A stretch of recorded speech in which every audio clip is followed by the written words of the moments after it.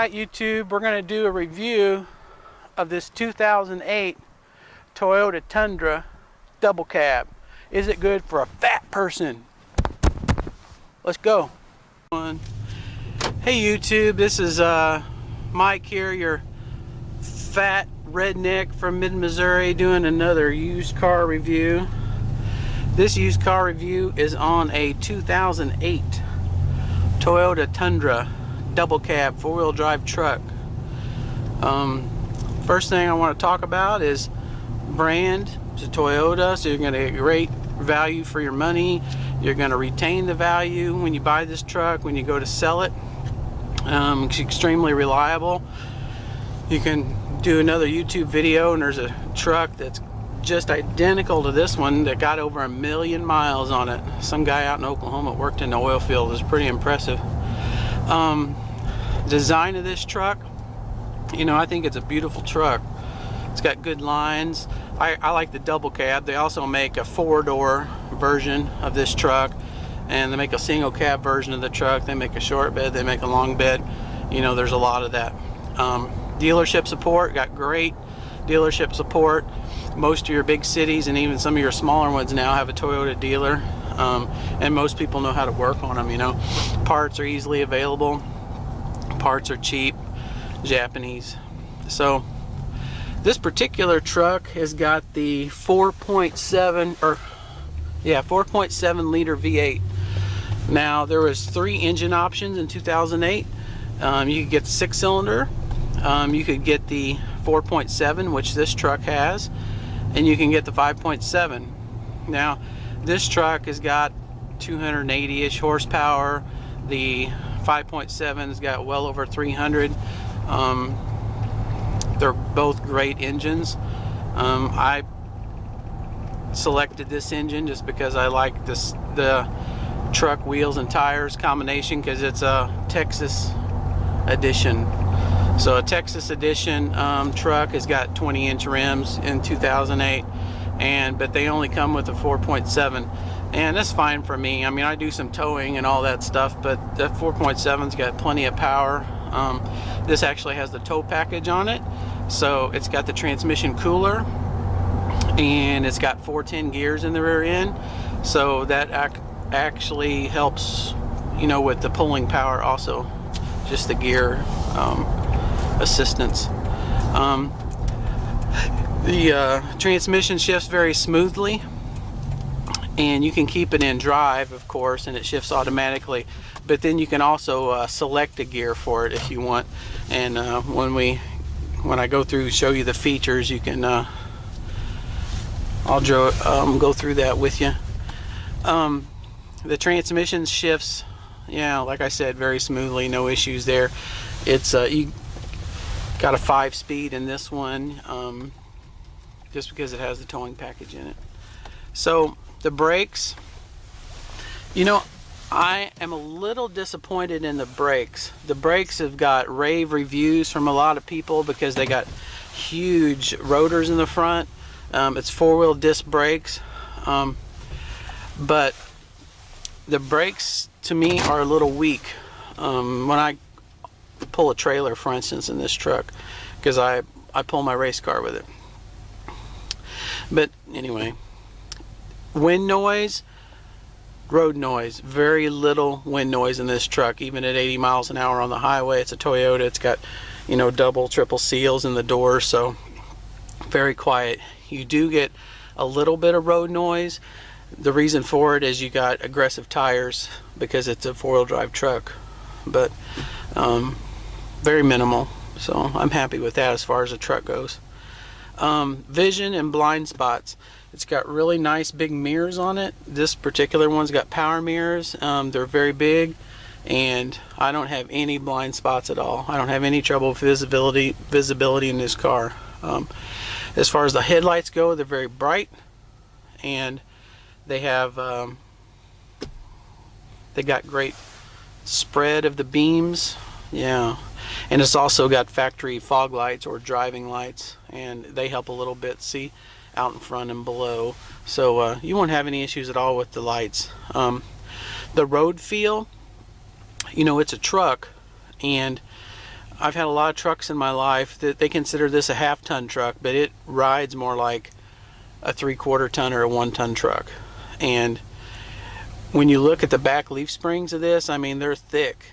If you would look at a mid-80s or an early 90s 1-ton Ford leaf spring, this truck's got bigger springs than that truck had. So that's one of the reasons it rides a little rough. I mean, it's a rigid truck, so if you want this to be a luxury car, you're barking up the wrong tree. But if you want something that actually haul load, you can put something in the bed and use as a truck. You know, this is good for you.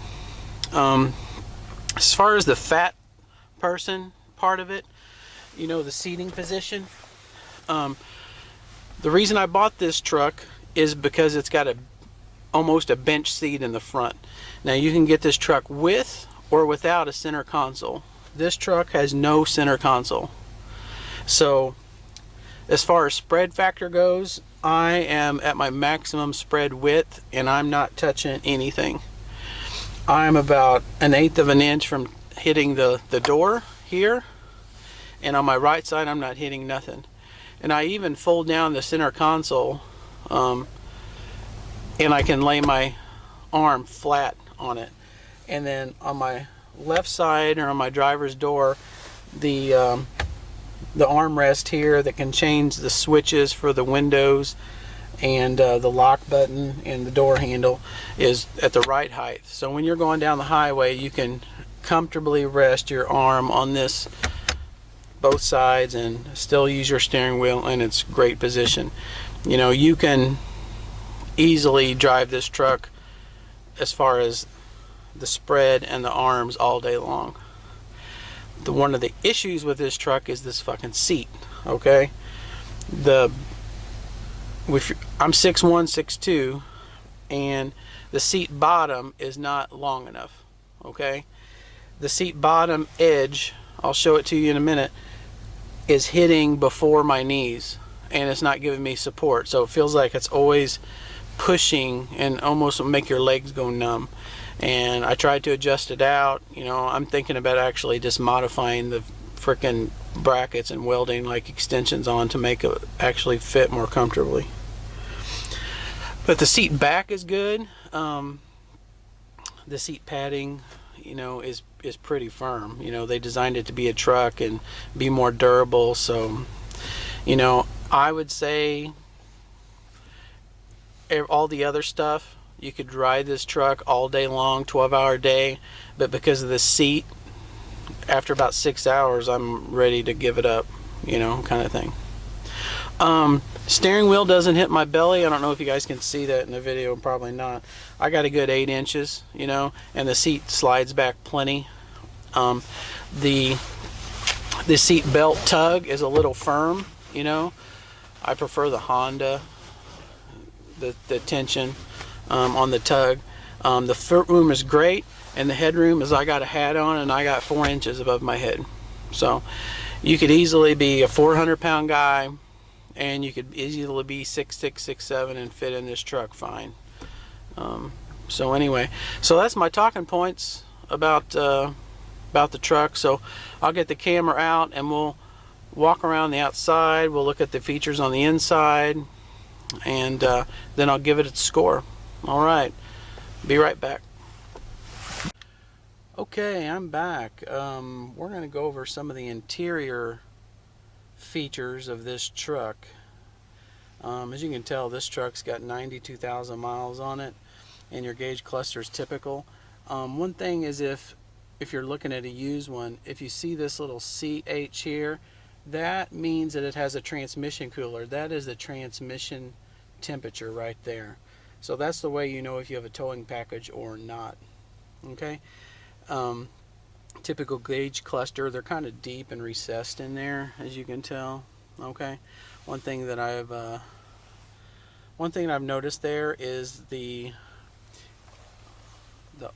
oil here, low and high pressure. It always reads low on the highway. When you're running at full cruise, you know, it'll get up to in the center, but that's about it. And if it's really cold and you start, it goes up high too. So anyway, so I'm sitting in this truck and I'm at full spread, and I'm not touching that. It may look like it, but I got a little bit of space, so that's great. And if I actually want to lay my leg against it, I can just move over a little bit, and it works out well. So door handle, door locks, window controls. There's a little button here. Then this controls the light in the bed if you're loading and unloading stuff out of the bed of the truck.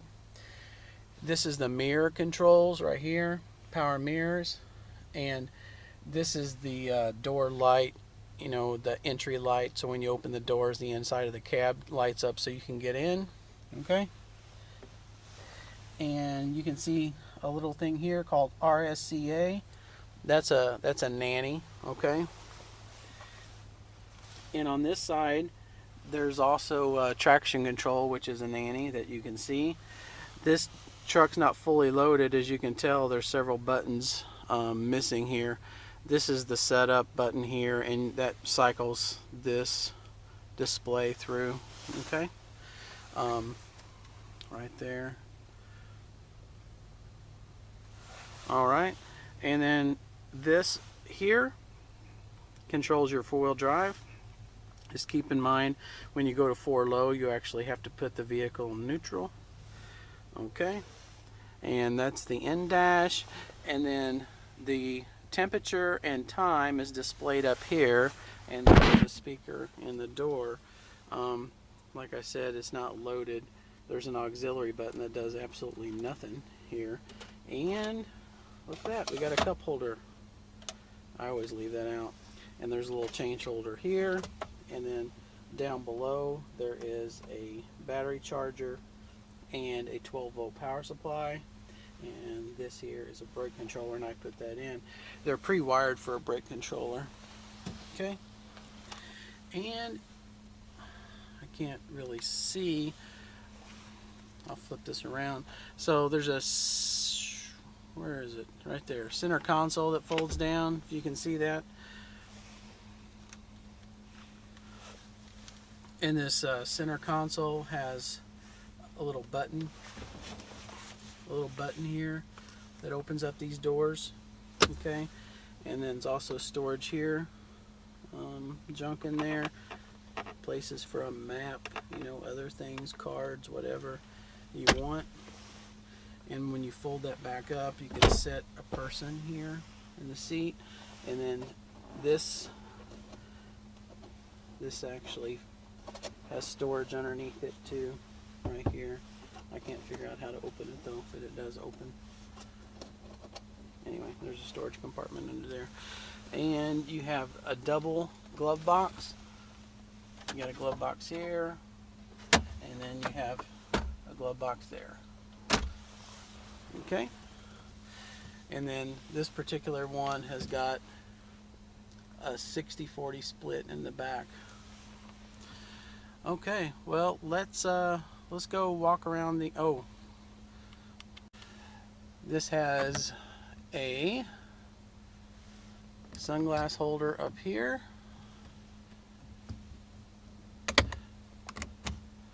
It has a place for your insurance paperwork there.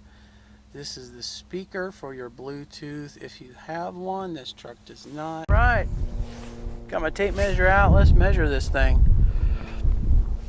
So the door opening here, we'll go to the widest point to here.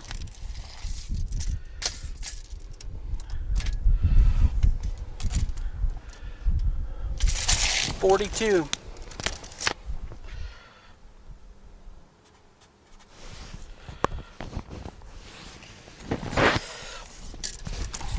So the door opening here, from the sill, it's a 2-step seal. I'm going to go to the tallest one. To the center of that, it's 45. And here's the short person, the most specific, important thing for a short person is this seat height from the ground. 38.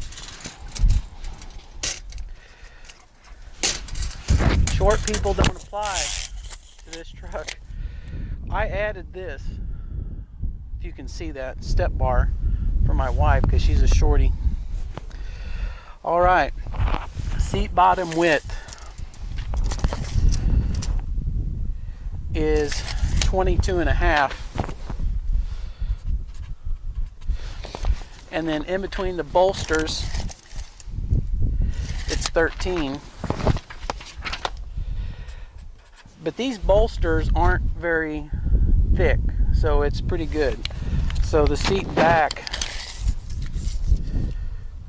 is 21, so that's good.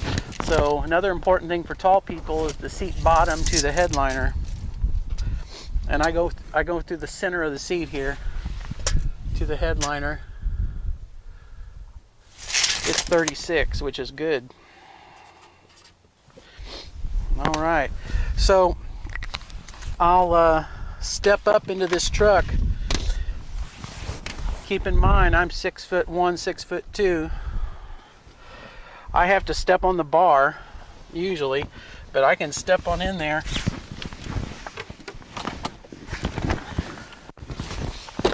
You see that? You had to kind of jump up. So it's definitely a step up. All right, let's go walk around this thing. All right, let's walk around this bad boy. I'll point out some stuff to you. It's got dual beam headlights on it. You know, these are a little faded here, but they're nice and bright. Okay, chrome grille. The center insert on this particular model has got this chrome on it, but most of them are black, like the base models, for instance. It does have fog lights or driving lights. This particular truck, being the Texas edition, has these 20-inch wheels on here. The standard size wheels are 18s, and you can tell if it's got a 6-cylinder or an 8 by this iForce V8, and if it's the big V8, it'll say 5.7 in the red on there. And these aren't factory, those have been added for short people. Okay, and this is a 4-door, but this second door is a half door. Okay, and you can run normal gas in it. You don't have to have premium like in some vehicles. It does, if you have the towing package, it does come standard with this class 4 hitch, and it does come with this pre-wired for this. That's a factory thing. And I'll set this back a little bit, this tripod, and I'll show you this feature of this truck. It's pretty cool. When you pull this, yeah, isn't that nice? It just, no banging, right? So it comes factory with this liner in it. And if you'll notice this, I added that because I have a trailer, and the tongue of the trailer hits right there, and I don't want to mess up my paint. Hey kitty, who are you? Who are you? Who do you belong to? You got a collar? Okay. So back of the truck, and as you can tell, it's a 4-wheel drive. Everyone knows what this looks like. We'll set this up for a second, right there. And these here have just a little baby seat back here. Kids can get in there, and these fold up and they fold flat. It's like a 60-40 fold. You could get 3 people across there, but they'd have to be tiny. But anyway. Okay, well, that's the outside review.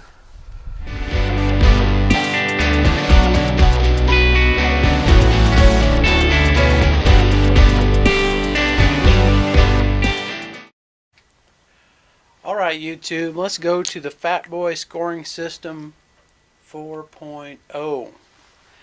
We're going to rate this 2008 Tundra.